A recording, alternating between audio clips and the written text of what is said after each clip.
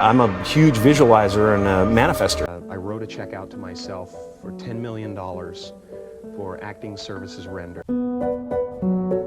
በቀን ውስጥ ከ60 ሺህ በላይ ሐሳቦች በአእምሯችን ውስጥ ያልፋሉ።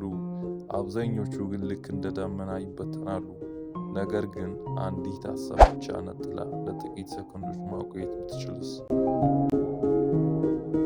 አጽናፍ ሰማይ ያንተን ጥያቄ መስማት የሚጀምርበት አንድ ድብቅ የጊዜ በር አለ።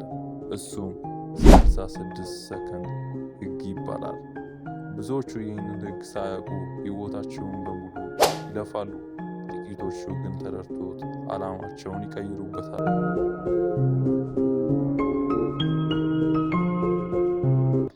ለምንድነው 66 ሰከንድ? ሳይንሱ እንደሚነግረን ሁሉም ነገር ንዝረት ነው።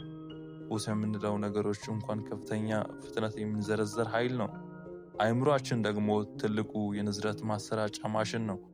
አንድ ሐሳብ ለብቻው ነጥለን ለ17 ሰከንድ ስናስበው ያ ሐሳብ ሌላ ተመሳሳይ ንዝረትን መሳብ ይጀምራል።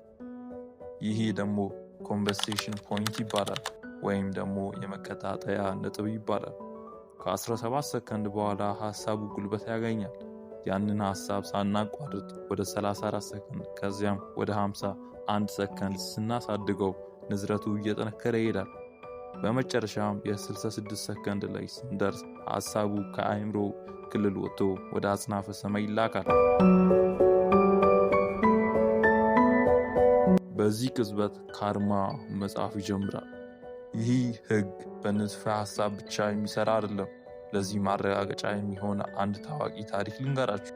ዛሬ ዓለም የሚያውቀው ዝነኛው ተዋናይ ጂሚ ኬሪ ገና ስኬታማ ሳይሆንና ምንም ገንዘብ በሌለው ጊዜ አንድ አስገራሚ ነገር አደረገ። ራሱ ላይ የ10 ሚሊዮን ዶላር ቼክ ጽፎ በቼኩ ለተከናወነ የትወና አገልግሎት የሚል ማስታወሻ ሰፈረ። ይህንን ቼክ በኪሱ ይዞ ለ7 ዓመታት ተጓዘ።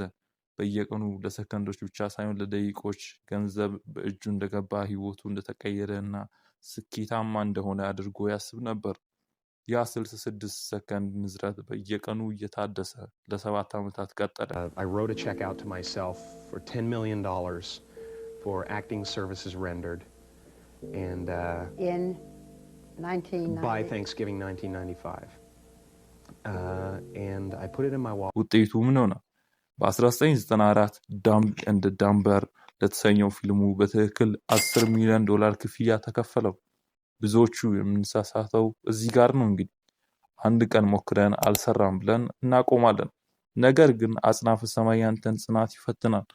ንዝረት ቋሚ ኮንሲስተንት መሆን አለበት።